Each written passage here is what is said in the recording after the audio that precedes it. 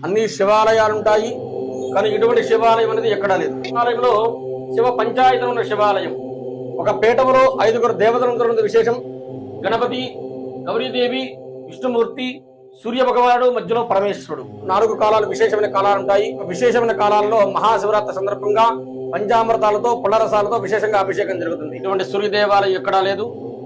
ఆంధ్ర రాష్ట్రంలోని అతి పురాతనమైన, అతి ప్రాచీనమైన ప్రత్యేక సూర్య దేవాలయం. అందరి యొక్క సూర్యుడిని చూసి అమ్మవారు అనుకుంటారు, కానీ ఇక్కడ అమ్మవారు కాదు, సూర్య భగవానుడు. ఇక హనుమత్ సవిత్ర సూర్యనారాయణ స్వామి వారు.